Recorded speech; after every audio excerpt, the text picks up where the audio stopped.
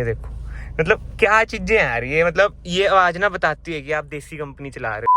Hello everyone, welcome back to another video. I hope सब कुछ बढ़िया चल रहा हो आप सबकी ज़िंदगी में।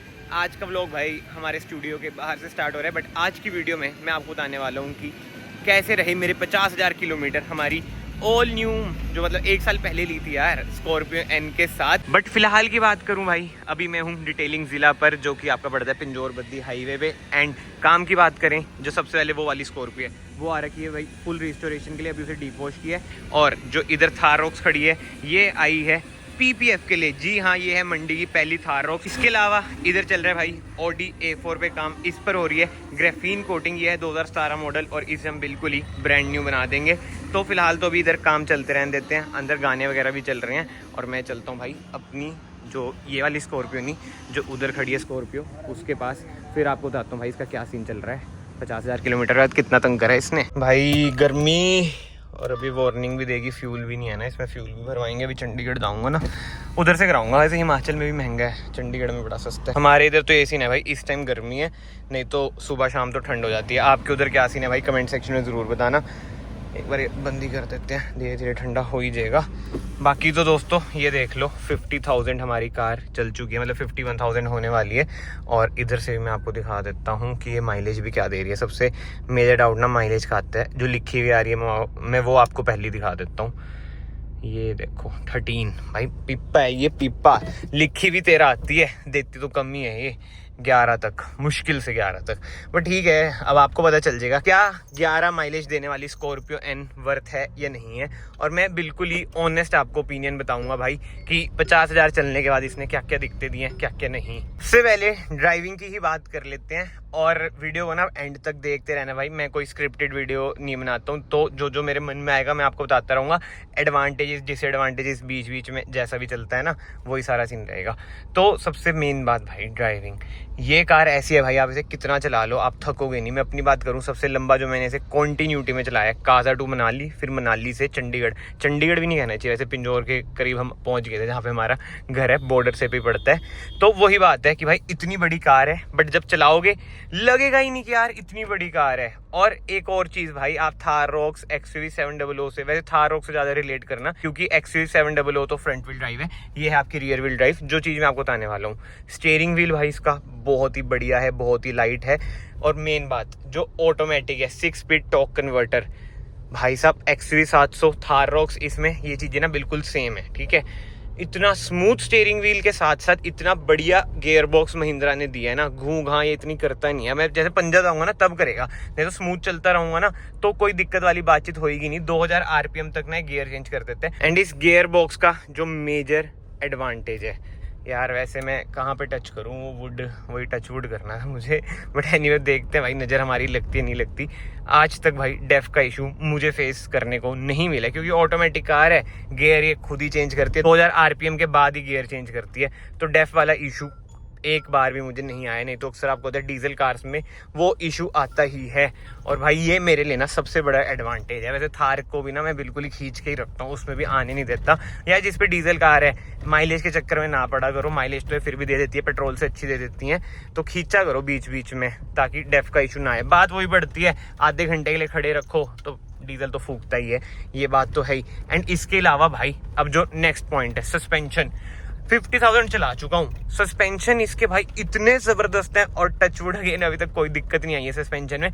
जो चरचर मरमर की आवाज आ रही है ना, ये बोतलें बड़ी हैं। और यार मेरे पापा ने ये सब चीजें करा दी हैं, मुझे बड़ी छपरी सी लगती हैं, बट ठीक है, पापा पता नहीं किससे इन्फ्लुएंस हुए हैं किससे नहीं। कोई होगा क्रिएटर, देख ली होगी किसी की वीडियो, कहते ये मैं करवा के आ गया, खुद ही करवा के आ गया इतना महंगे में। बट ठीक है, नो कमेंट्स। पापा भी कभी कभी वीडियो देख लेते हैं, फिर कहेंगे क्या बोल रहा था वे वीडियो में, फिर 2 थप्पड़। सब चीजें छोड़ते हैं भाइयों।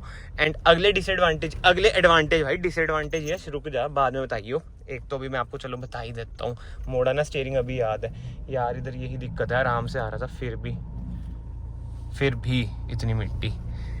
जो इसका स्टीयरिंग व्हील है भाई, लाइट तो है, बट 50,000 किलोमीटर के बाद जो मुझे दिक्कत फेस हुई है, अब ये मत कहना टायर चेंज कराए हैं ये वो चीजें, टायर चेंज से पहली थी भाई वो दिक्कत।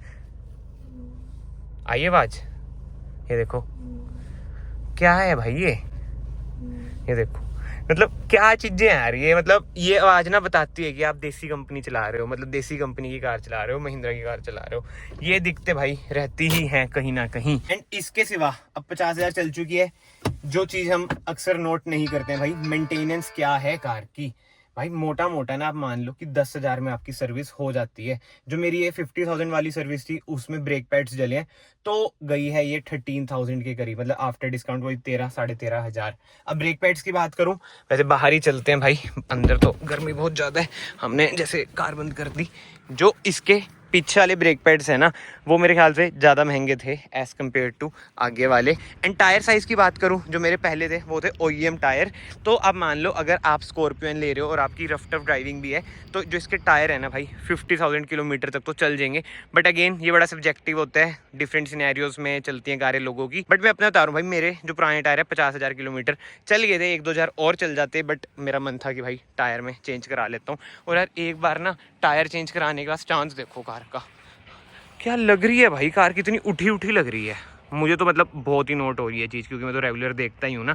इसके सिवा तो ना जो बहुत ही मेजर डिसएडवांटेज था, इनिशियली मुझे भी सूट नहीं करता था, जो इसकी रियर लुक है। अब भाई इतना टाइम हो चुका है, 1.5 साल में 50,000 चला दी है, तो रियर लुक से भी ना अब तो प्यार हो चुका है। वैसे मैंने वॉश कराई थी कि भाई वीडियो बनाऊंगा, वॉश करा लेता हूँ, बट क्या फ़ायदा, इतनी मिट्टी है तो ये गंदी हो चुकी है। और ये लोकेशन यार प्यारी है, शांत सी है, तो कोई दिक्कत वाली बातचीत आती नहीं है। एंड इधर से ना अब इसमें डालेंगे फ्यूल, मतलब कि मोटा मोटा 4-4.5 हज़ार में ना फ्यूल टैंक इसका फुल हो जाता है। मेरी ना 4x4 है, और हाँ यार 4x4 की बात करूँ, इनके 4x4 बहुत ही ज़्यादा केपेबल हैं। बट जब 4x4 एक्टिवेट करता हूँ ना, एक अजीब सी आवाज़ आती है, चरचर मरमर वाली। अब वो ये कैमरे में आए या ना आए वो अलग चीज़ है। और एक और डिसएडवांटेज भाई, वही कह रहा हूँ ना, कुछ स्क्रिप्टेड नहीं है, कभी अंदर कभी बाहर ऐसा चलेगा। गर्मी बहुत है, सांस चढ़ गई भाई। इसमें अलेक्सा चलता ही नहीं है और एक्टिवेट हो रखा है, ये देखो बोला ना, अब देखना लाइव। हे अलेक्सा ओपन सनरूफ, चलता ही नहीं है भाई ये, मतलब इधर बना हुआ आ रहा है बट चलेगा नहीं। नहीं तो वैसे पहले चलता था, अब एकदम खराब हो चुका है, पता नहीं क्या है। ये देखो इधर से चलता है अलेक्सा, ये लो यार इधर से भी चलता है। हे अलेक्सा ओपन सनरूफ। अब भगवान जी जाने क्या ग्लिच है क्या नहीं। और इसके सिवा भाई एक और मोटा ग्लिच मैं आपको दिखाता हूँ, वो ये भाई देखो, मैं तो अपनी बात पे रहूँगा भाई, बहुत ही देसी है, बहुत ही ज़्यादा देसी। मतलब थार से तो ठीक है, थार तो ज़्यादा देसी है। ये नेविगेशन अभी आ नहीं रही, ये भी एक ग्लिच ही है वैसे, बट चलो नेविगेशन में ऑन भी कर देता हूँ, ठीक है। इधर से ऑन करूँगा तब आएगी।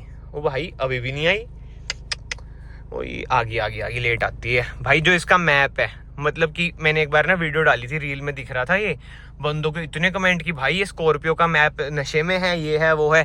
ये बहुत ही ज़्यादा इनएक्यूरेट है भाई, एक्यूरेसी लेवल इसका है 0। तो ये बहुत ही बड़ा ग्लिच है, मुझे नहीं पता इन्होंने क्यों दिया क्यों नहीं। अब एप्पल मैप्स इसमें चल जाते हैं, बट उसके ग्राफिक्स भाई फटे हुए आते हैं। मतलब कि ये स्क्रीन बढ़िया लगती है, एस्थेटिक लगती है, आप स्टोरीज वगैरह डालोगे लगेगा कि भाई वाओ व्हाट अ स्क्रीन, क्या बात है, क्या MID है। बट मैं बस शोशेबाजी के लिए काम ये नहीं करता है। इसके सिवा तो भाई स्पीकर्स वगैरह कार के एक नंबर है, कोई दिक्कत वाली बातचीत नहीं आती है। फिट एंड फिनिश भी ना इस कार में तो मुझे देखो भाई बढ़िया लगी है, कोई दिक्कत नहीं आई है, महिंद्रा को थम्स अप है। बट हाँ, जो मैंने 10,000 के बाद बताया था वही मैं 50,000 के बाद बताऊंगा भाई। इधर 12 वोल्ट का सॉकेट होना चाहिए, बट कमेंट सेक्शन में यही आया था भाई पीछे है, तुझे क्या इतनी दिक्कत है। यार दिक्कत की बात अब मैं आपको बता देता हूँ। डैश कैम जैसे लगा होता है तो एक तो पोर्ट ये यूज हो गया, ठीक है, मान लो कोई और भी आपके साथ बैठा है पीछे की साइड, आई नो पीछे C टाइप है, बट स्टिल इधर एक और होना चाहिए, जो 100 बात की एक बात है। एक कमेंट पता है कितना बेकार आ रखा था, चलो मैं कुछ बोलता नहीं भैया, वही विद टाइम में चोटी आ जाती है, तो आफ्टर मार्केट लगवा ले, इसमें वीडियो बनाने की क्या जरूरत है, ये है वो है फलाना है, महिंद्रा की बेइज्जती क्यों करता है ये वो। भाई बेइज्जती की बात नहीं है, जो नई चीज़ है वो तो बताऊंगा ही ना। वो ये यार बहुत ही मतलब इम्प्रैक्टिकल सी चीज़ें आ जाती हैं। बट यार जो दिक्कत मुझे लगती है, महिंद्रा ने ना न्यू वेरिएंट निकाल दिया इसका, मतलब कि अपडेट्स आ गए, वेंटिलेटेड सीट, तो यार IRVM फ्रेमलेस कितना सही लगता है। इसमें देखो यार ऐसा लग रहा है 5 लाख की कोई कार है उसका IRVM है, ये यार बेकार चीजें लगती हैं। इसके साथ तो पीछे स्पेस वगैरह बढ़िया है। बट अगर आप एज अ 7 सीटर देख रहे हैं तो भाई ये कार गलती से भी मत लेना, क्योंकि ये एज अ 7 सीटर नहीं कामयाब रहेगी। पीछे तो 0 स्पेस है, मैं जा भी नहीं सकता, मतलब मेरा तो शूट करने का मन भी ना करे, ये वाला सीन रहता है। बाकी तो अगर आप लोग इस वीडियो में बने हुए हैं ना, वीडियो को यहाँ से लाइक कर देना, चैनल को ऐसे सब्सक्राइब कर देना, it will mean a lot to मी।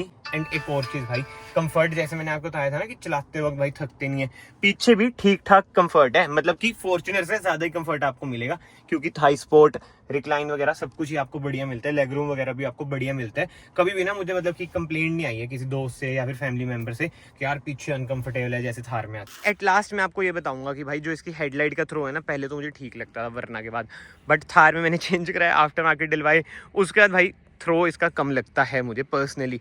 मतलब कि आफ्टर मार्केट जितना नहीं है और जितना होना चाहिए उतना भी नहीं है। मतलब क्या बताऊं भाई, मुझे खुद नहीं समझ आ रहा मैं क्या बोल रहा हूँ। बट हाँ, जो मैं आपको बताना चाहता हूँ ये इम्प्रूव हो सकता है। कई कई जगहों पे दिक्कत होती है, जहाँ पे स्ट्रीट लाइट्स हैं वहाँ पे तो होगी नहीं, बट जैसे जो मेरा रूट है मतलब कि पिंजौर से बद्दी वाला, जीरकपुर से बद्दी वाला, उधर भाई दिक्कत कहीं ना कहीं हो ही जाती है। इसके सिवा तो भाई कार को मैं अगर 50,000 किलोमीटर्स के बाद मार्क्स देने हो ना, 10 में से इसे दूंगा मैं 8.5, क्योंकि निगल्स वगैरह भाई अभी तक कार में हैं और उनकी सुनवाई नहीं होती है। थोड़े बहुत तो मैंने अभी तक बताए भी नहीं आपको, क्योंकि वही रिपीटेड ही है। कभी भी भाई इसका इंस्ट्रूमेंट क्लस्टर बंद हो जाएगा, ऑन हो जाएगा, रीस्टार्ट कार हो जाती है, जैसे आप बैटरी से टर्मिनल हटाते हो ना तब होती है, ये अपने आप ही हो जाती है भाई। अब समझ ही नहीं आता भाई ऐसा क्यों है क्यों नहीं, ना महिंद्रा के पास कोई जवाब है। अगर कोई देख रहे हैं महिंद्रा से तो प्लीज़ भाई जवाब दे देना। मतलब सर्विस स्टेशन तो मैं जाऊंगा नहीं, सर्विस सेंटर तो मैं जाऊंगा नहीं, बहुत ही टाइम वेस्ट होता है। कोई सोल्यूशन भाई तब भी नहीं मिला था। बाकी तो इस वीडियो को मैं यहीं पे एंड करता हूँ। और यार अगर कार का आपको कोई भी काम कराना है, जैसे मैंने स्टार्टिंग में दिखाया, डिटेलिंग जिला आ जाना भाई, बेस्ट रेट में बेस्ट क्वालिटी गारंटी आपको मिलेगी ही मिलेगी। एंड विद दैट सेड मैं आप सबको मिलता हूँ नेक्स्ट वीडियो में। Till then bye, take care.